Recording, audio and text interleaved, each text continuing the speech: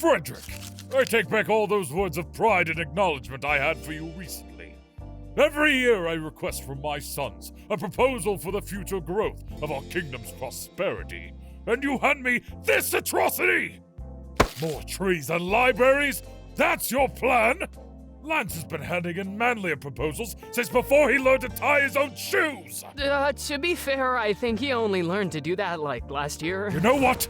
There's still a lot you could stand to learn from your brothers. So today you'll be shadowing both of them doing their daily duties. And I can only pray that a sliver of their excellence will seep into that malnourished little body of yours. So get to it, boy! Oh, and pick up your mess, too. I, Prince Frederick of the Plaid Kingdom, am a loser. From what I've read in books, people seem to think that if you're a member of royalty, you must feel blessed. 10 a.m. to 1 p.m. Assist Prince Blaine with his calendar modeling shoot. But if literally everyone you've been allowed to associate with and are constantly compared to is also of royalty and is better in every way than you, it feels more like a curse. It's my life's honor to get to paint you, Your Highness. You're pure perfection, Prince Blaine! Please marry us! On the other hand, you over there helping with the props? I didn't even know this was possible, but your portrayal of seaweed is even more lifeless than the real thing. Can you be a little more, interesting? Yep, compared to everyone around me, I'm simply a loser. So, Blaine, this is your important royal duty today? Oh, I'm sorry. Does your personal brand bring in 2% of the national GDP and raise awareness for numerous charitable foundations? No. I'm well aware that I'm not perfect like Blaine. 1:30 p.m. to 3:30 p.m. Assist Prince Lance with his sparring session.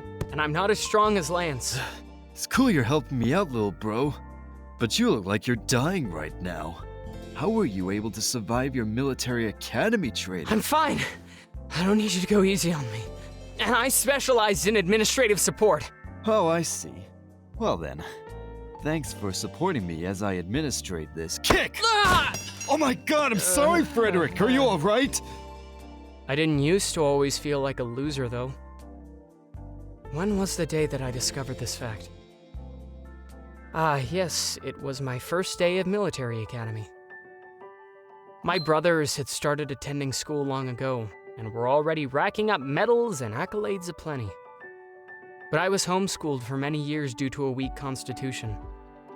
I was alone for a lot of my childhood, but I didn't mind because I was enveloped in the vivid worlds of the books around me. When I turned 12, Father enrolled me mid-semester at a separate boarding school. St. Cerulean's Inter-Kingdom Military Academy for Royal Boys. I was so excited to introduce myself and talk about my favorite books with other people. This one is called The Tiniest Prince, and it's my favorite book of all time. Little did I know that this was the best way to write myself a death sentence for the rest of my days at school. Check out this dweeb, beaming like a friggin' sunflower over books and crap. Makes me want to slap that stupid smile off his face. That was pretty fun for my first day of school. And since I already set up my room, I can just read for the rest of the night. Whoa! Hey, Sunflower. We just wanted to give you a warm welcome to our school. Nice room you have here. Think you got enough books? Thanks. I was actually thinking I should have brought more— Shut up! I was making fun of you. There's nothing worse than a dork who doesn't know he is one.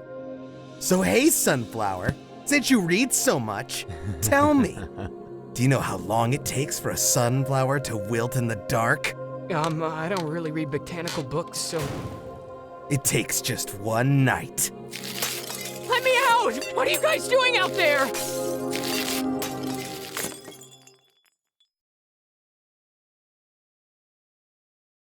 They were right. One night was all it took for me to wilt.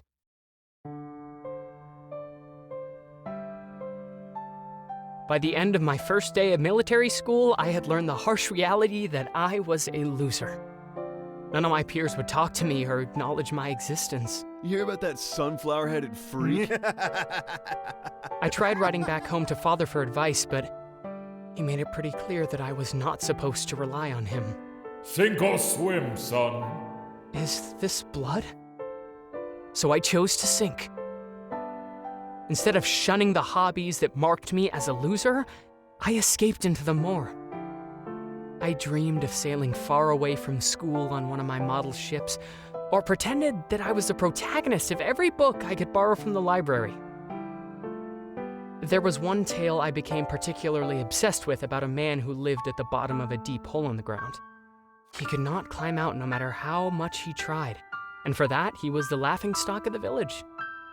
But one day, an angel of fortune as beautiful and radiant as 1,000 suns appeared above the man.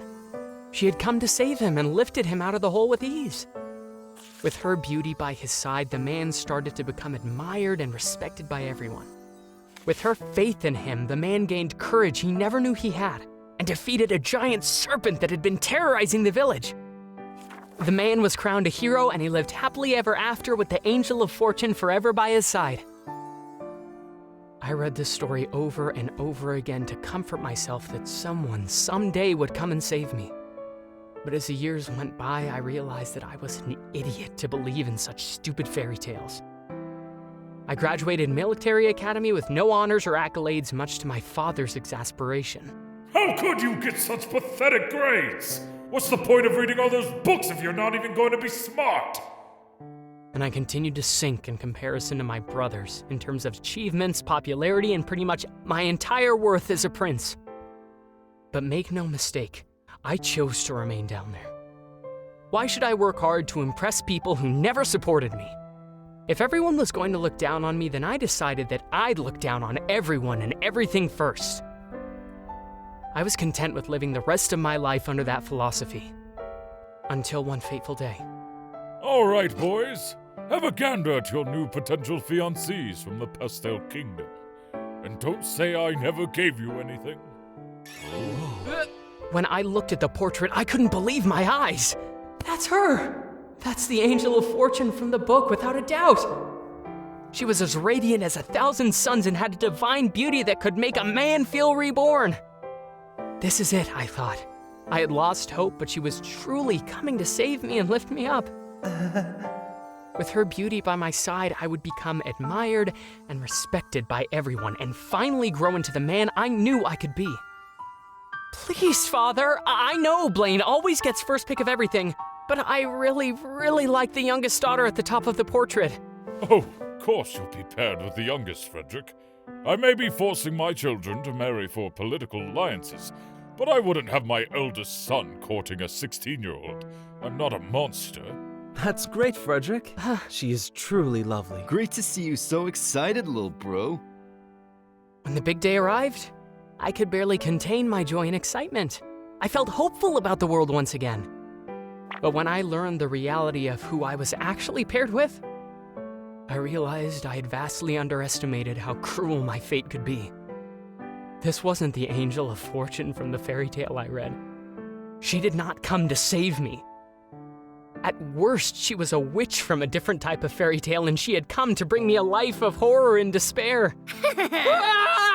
Or at the very least, her physical appearance would not bring me admiration, but would instead drag me deeper down into the hole as the village loser. Oh, you're awake. Here, drink some fluids. Huh? Wait, what happened to me? Why are we in my room?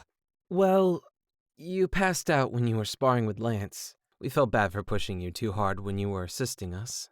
But also, we came to bring you this. Oh. Check it out. We each got packages in the mall from the Pastel Princesses. Here's Gwendolyn's package for you. Yours was the heaviest, by the way. Yeah, heavy. Like you and Gwen were about to get on that couch. Oh, shut it, Lance! I told you that's not what was happening! All right. I'm sorry. We'll leave you to read your love letter in peace. Take it easy, Frederick. Good work today. Thanks.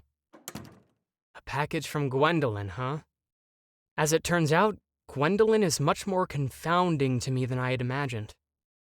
At our last visit to the Pastel Palace, she was simultaneously the most horrifying part, but also the only nice part. She was actually incredibly thoughtful and kind. Not to mention ridiculously good at making soup.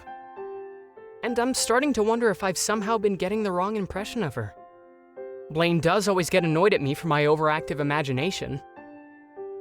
But even so, being kind doesn't count for anything in this world. So I'm sorry, Gwendolyn.